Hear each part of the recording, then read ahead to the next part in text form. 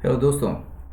आज का हिंदू एडिटोरियल का टॉपिक है प्रूडेंस प्रिवेल्स। प्रूडेंस का जो मतलब होता है समझदारी या सतर्कता, और प्रिवेल्स का मतलब होता है टू गेट और गेन कंट्रोल ऑफ समथिंग, यानी कि किसी चीज़ पर जो है आप नियंत्रण स्थापित करते हैं, यानी कि छाया रहना, जीत हासिल करना। ठीक है ना। तो एक तरीके से कहने की ये कोशिश की जा रही है कि प्रूडेंस यानी कि समझदारी जो है वो बनी रहे। ये किस मामले में है? तो कहा जा रहा है कि जो इन्फ्लेशन का जो रेट है, यानी कि जो हम जो अर्थव्यवस्था में जो इन्फ्लेशन का जो एक रोल होता है, जिसके तहत जो है कई सारे उपाय किए जाते हैं, तो उसमें जो जो इन्फ्लेशन को टारगेट किया जाता है, उस उसके अनुसार जो है आप इन्फ्लेशन अगर सही रूप से रहे, ना बहुत ज़्यादा कम हो ना बहुत ज़्यादा हो, एक उसका एक बैंड होता है, एक सीमा होती है, जिससे ना कम हो ना ज़्यादा हो, तो आपका जो है पूरा अर्थव्यवस्था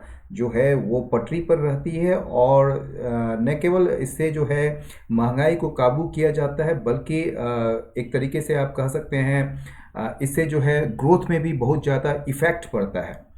तो इसीलिए जो है जो इन्फ्लेशन को लेकर जो है कुछ अटकलें चल रही थी, उसको फाइनेंस मिनिस्ट्री ने जो है उस अटकलों को विराम दे दिया है।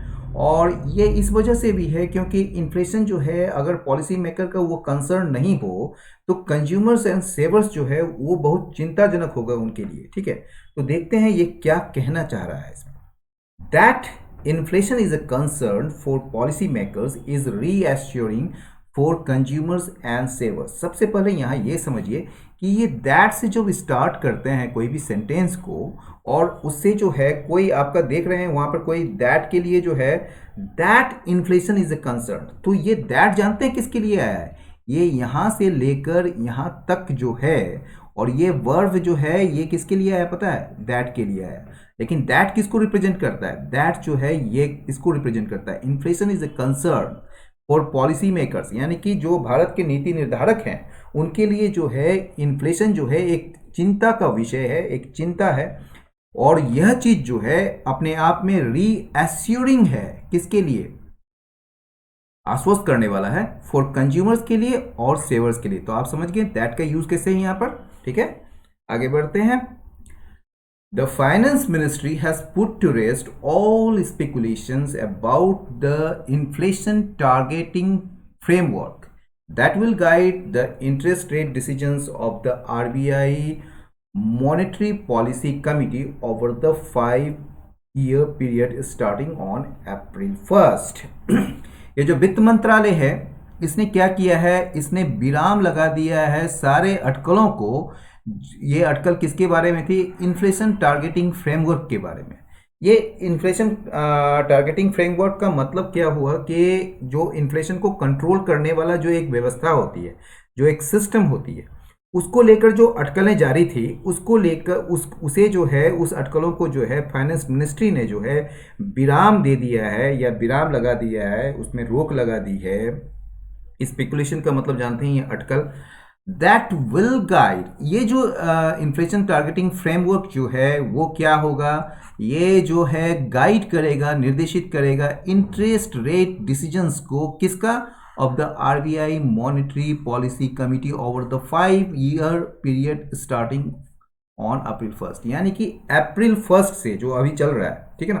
तो अप्रैल 1st से शुरू होने वाला जो 5 साल का पीरियड है, उसके उस पर जो भी आरबीआई का जो मॉनेटरी पॉलिसी कमेटी के द्वारा जो भी इंटरेस्ट रेट्स को लेकर डिसीजन लिए जाएंगे, उसको कौन निर्देशित करेगा, कौन गाइड करेगा? Inflation targeting framework. ठीक है ना। तो उसके बारे में जो ये इन्फ्लेशन टारगेटिंग फ्रेमवर्क के बारे में जो ये स्पेकुलेशन है, उसको विराम दे दिया है फाइनेंस मिनिस्ट्री ने। ठीक है। इन अ टर्स नोटिफिकेशन, टर्स का मतलब होता है बहुत ही कम बोलने वाला, बहुत ही कम मतलब एक संक्षिप्त कहिए, एक संक्षिप्त नोटिफिकेशन में। ठीक है ना, अधिसूचना में the department of economic affairs, ये जो डिपार्टमेंट ऑफ इकोनॉमिक अफेयर्स है ठीक है, उसने अनाउंस किया है that the inflation target for the quinquennium ending on March 31st, 2026 will be 4% with the upper tolerance level of 6% and a lower tolerance level of 2%। कहा जा रहा है कि एक टर्स नोटिफिकेशंस में जो है डिपार्टमेंट ऑफ इकोनॉमिक अफेयर्स ने घोषणा की है कि जो इन्फ्लेशन टारगेट जो है, जो मतलब इन्फ्लेशन का जो एक लक्ष्य रखा जाएगा, ये क्विनक्वेनियम का मतलब समझिए, ये क्विनक्वेनियम का मतलब होता है 5 ईयर का पीरियड होता है, ठीक है। 5 ईयर पीरियड को हम कहते हैं, जैसे डिकेड को कहते हैं 10 ईयर को, ठीक है ना, उसी तरह क्विनक्वेनियम को जो कहते हैं वो 5 ईयर पीरियड को कहते हैं। तो ये जो 5 ईयर का जो पीरियड है, जो कि समाप्त होने होगा 31 मार्च 2026 को और शुरू हो रहा है 1 अप्रैल 2021 को, ठीक है ना। तो ये जो मतलब कि ये जो पीरियड है उसमें जो इन्फ्लेशन टारगेट जो है उसको अनाउंस किया गया है। तो यह इन्फ्लेशन टारगेट कितना होगा भाई?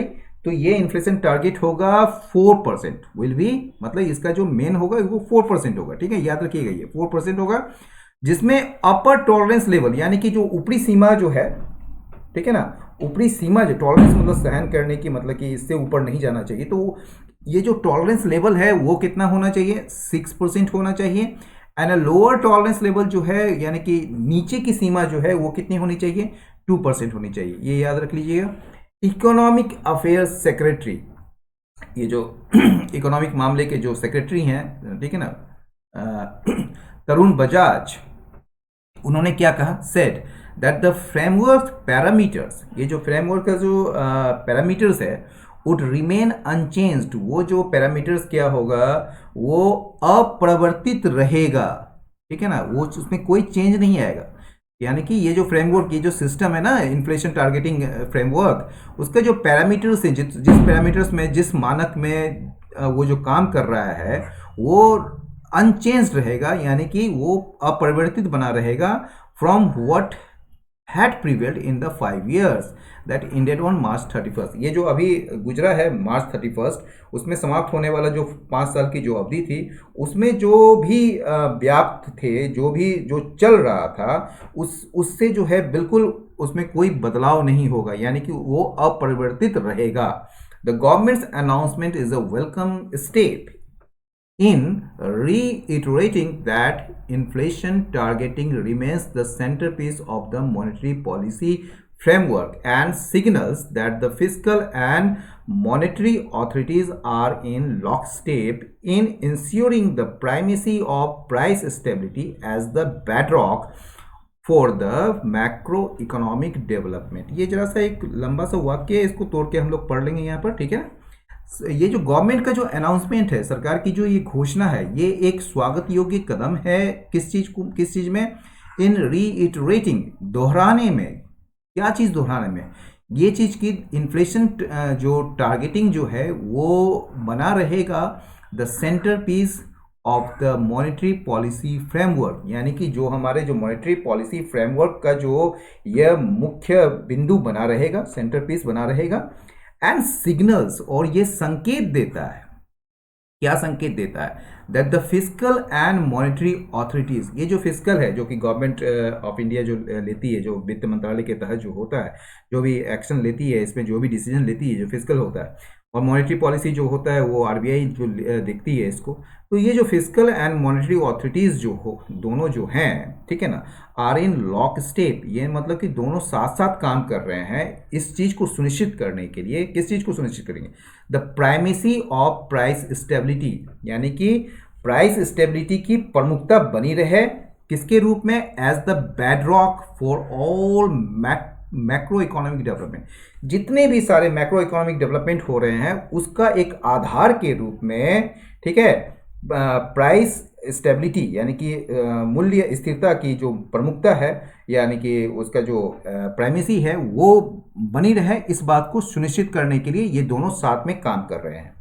दिस इज पर्टिकुलरली अपोजिट, इसको अपोजिट नहीं अपोजिट पढ़ेंगे, और अपोजिट का मतलब होता है अप्रोप्रिएट, यानी कि उचित है। ये विशेषकर ये उचित है एट ए टाइम, एक ऐसे समय में when inflation pressures are mounting in an economy, जब इन्फ्लेशन प्रेशर्स जो है यानी कि ये महंगाई का या मुद्रास्फीति का जो दबाव है वो बढ़ रहा है, माउंटिंग बढ़ रहा है इन एन इकोनॉमी, एक ऐसी अर्थव्यवस्था में दैट इज स्टिल स्ट्रगलिंग, जो अभी भी संघर्ष कर रहा है टू रिगेन इट्स फुटिंग, अपने पैर जमाने की from the devastating contraction.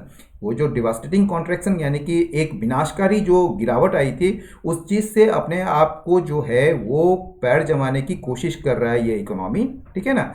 In the just ended physical year, अभी अभी जस्ट समाप्त हुए जो फिजिकल ईयर है यानी कि 2020-21 का, ठीक है, उसमें जो ये गिरावट आई थी उससे जो है ये क्या मतलब कि अपने फुटिंग को यानी कि अपने जो एक तरीके से पोजीशन को जो है वो फिर से अपनाने के लिए संघर्ष कर रहा है, ठीक है। व्हेन, जब कोविड-19 पैंडेमिक, या व्हेन जो है इसके लिए आ रहा है, ये लास्ट फिजिकल ईयर के लिए है, तो जब ये जो कोविड-19 पैंडेमिक है, ठीक है, और and the drastic measures to curb its spread resulted in wide spread precarity, ठीक है। जब ये जो कोविड-19 पैंडेमिक है, जो कि कोरोना, और ये जो कोरोना महामारी है, और इसको रोकने के लिए, इसको जो रोकने के लिए क्या कर रहे हैं, ड्रास्टिक मेजर्स अपनाए जा रहे थे, यानी कि बहुत ही कठोर उपाय जो अपनाए गए थे इसके फैलाव को रोकने के लिए, इसके प्रसार को रोकने के लिए, कर्व मतलब रोकना, ठीक है। इसके वजह से क्या हुआ, रिजल्टेंट मतलब उसके कारण क्या हुआ, वाइड स्प्रेड प्रिकैरिटी देखी गई, यानी कि एक व्यापक प्रिकैरिटी मतलब अनिश्चितता, एक तरीके से खतरा, एक तरीके से कहिए तो, एक मतलब क्या होगा क्या नहीं होगा वो चीज पूरी तरह से व्याप्त था उस समय, तो प्रिकैरिटी था। इसी से जुड़ा हुआ एक शब्द है प्रिकैरियस, ठीक है ना।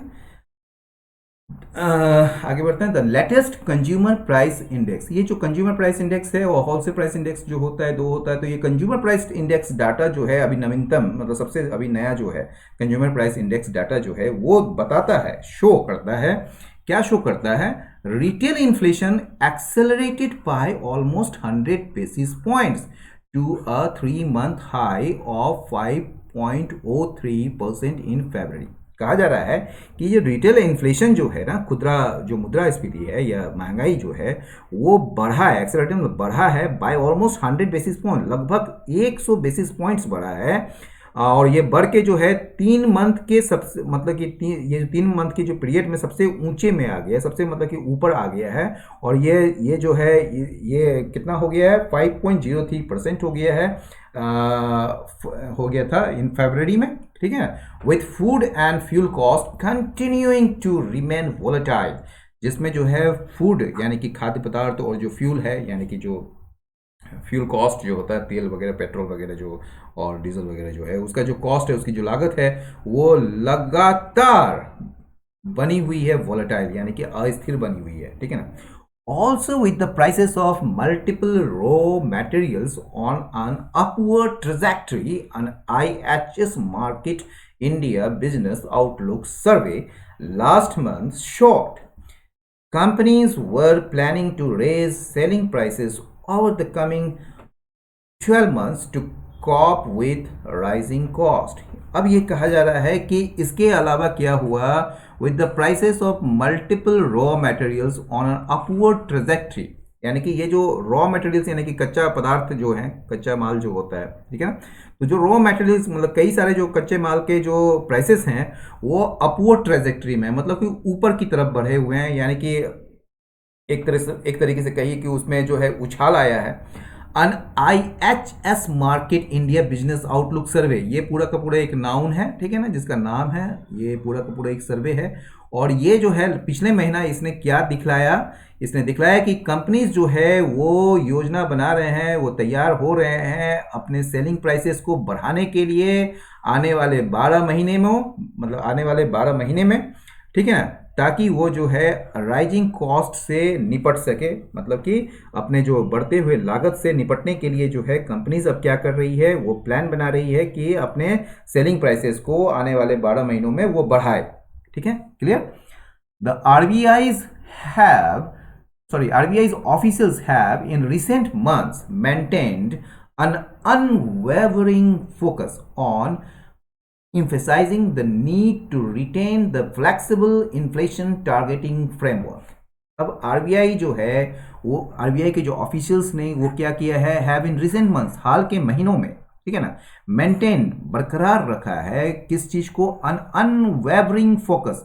अनवेवरिंग फोकस क्या होता है, जो समान, एक समान, मतलब कि ये देखिए, और वेवर होता है ना, ऐसे ऐसे वेवर होता है, तो ये जो है अनवेवरिंग, एकदम समान, मतलब कि कोई भी बदलाव नहीं आया इसमें, एक अपना फोकस जो है वो जारी रखा है। तो आरबीआई का जो ऑफिशियल्स है ये रिसेंट मंथ्स में जो है मेंटेन किया है, यानी कि आप कह सकते हैं इसको जो है बरकरार रखा है, अनवेवरिंग फोकस को, अपने ध्यान को किस चीज को लेकर, ऑन इम्फेसाइजिंग द नीड, यानी कि उस आवश्यकता पर जोर डाला है, मतलब कि इम्फेसाइज मतलब कि जोर डालना, किस चीज पर, द नीड, कौन सी आवश्यकता पर, to retain the flexible inflation targeting framework, यानी कि जो हमारे पास जो फ्लेक्सिबल इन्फ्लेशन टारगेटिंग फ्रेमवर्क है, ठीक है, जो एक व्यवस्था है हमारी इन्फ्लेशन को टारगेट करने की, इन्फ्लेशन को कंट्रोल करने के, वो जो बड़ा फ्लेक्सिबल है, उसको बनाए रखने की जो आवश्यकता है, उस पर मतलब कि आरबीआई के जो ऑफिशियल्स हैं हाल के महीनों में,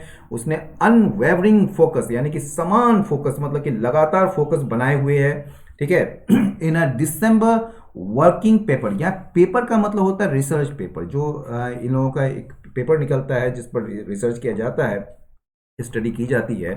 तो ये जो दिसंबर में निकलने वाली जो वर्किंग पेपर जो है, जिसका शीर्षक है क्या, measuring trend inflation in India, यानी कि ट्रेंड इन्फ्लेशन मतलब कि जो प्रवृत्ति, जो रुझान है इन्फ्लेशन का भारत में, उसको मापने का, तो वो शीर्षक है।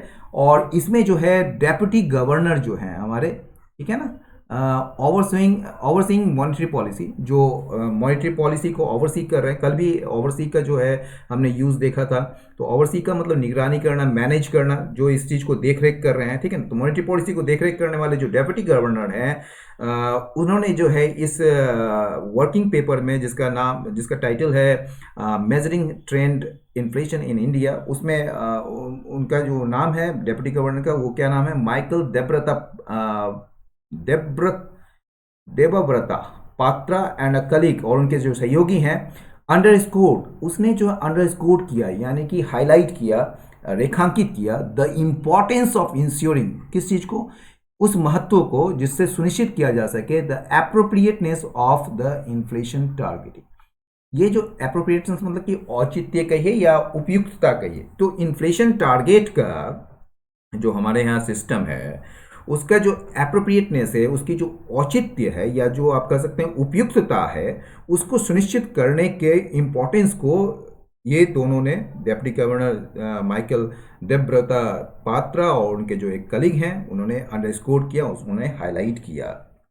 Observing that there had been a steady decline in trend inflation to a 4.1% to 4.3% band since 2014, they set a target far lower than the trend, ran the risk of imparting a deflationary bias that would dampen economic momentum, while a goal much above the trend could engender expansionary monetary condition that would likely lead to inflation shocks। यहाँ तक ये जरा सा लंबा है, लेकिन इसको देख लेते हैं हम लोग।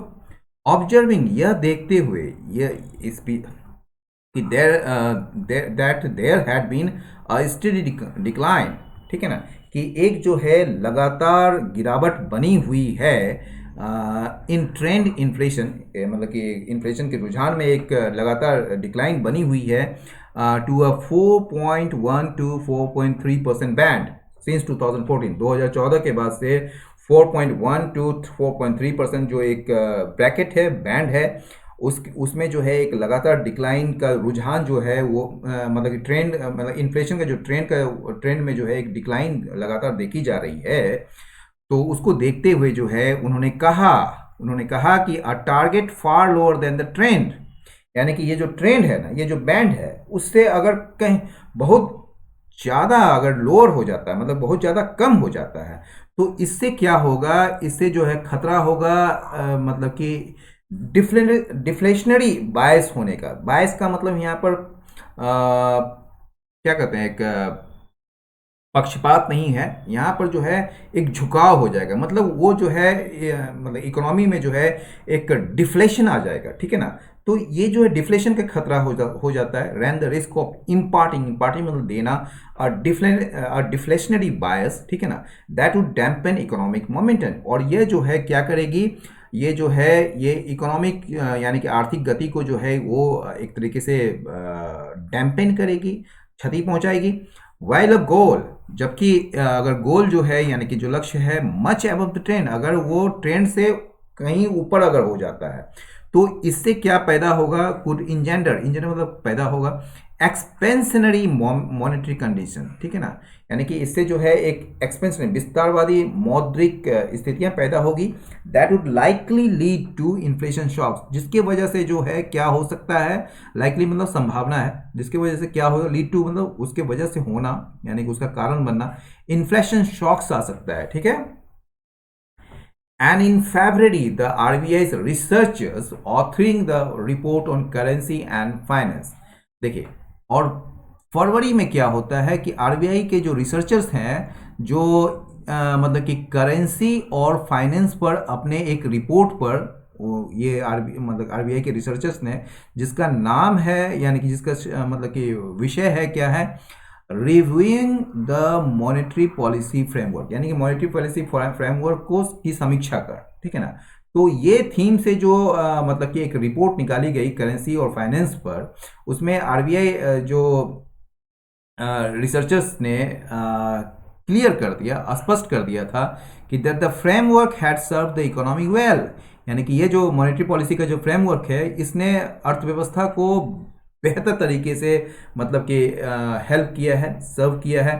अटेस्टेड मतलब प्रमाणित होना, by a decline in inflation volatility and more credible anchoring of inflation expectations, ठीक है ना। एक तो ये जो ये प्रमाणित हुआ है किस चीज़ से, by decline in inflation volatility, यानी कि इन्फ्लेशन को लेकर जो वॉलेटिलिटी चल रही थी, अस्थिरता बनी हुई थी, उसमें गिरावट से ये प्रमाणित हुआ है। एंड मोर क्रेडिबल, और बहुत ही ज़्यादा विश्वसनीय। एंकरिंग का मतलब क्या होता है, एंकरिंग का तो एंकर करते हैं, जैसे जहाज जो है लंगर डालती है अपने सपोर्ट के लिए ताकि वो कहीं और भटक न जाए, तो एंकर जो है लंगर होता है। लेकिन यहाँ पर जो है इसका मतलब क्या है, यहाँ पर स्थापना होना, मतलब कि किस चीज़ का, इन्फ्लेशन एक्सपेक्टेशंस का, जो इन्फ्लेशन को लेकर जो हमारी उम्मीदें हैं उसका जो है कहीं ज़्यादा, बहुत ही ज़्यादा विश्वसनीय मतलब कि वो स्थापना होना, यानी कि उसकी मान एक तरीके से वो क्या कहेंगे आप उसको, बनना उसका, ठीक है ना, एक्सपेक्टेशन का होना। तो ये दो हुए हैं इसके वजह से, ठीक है ना।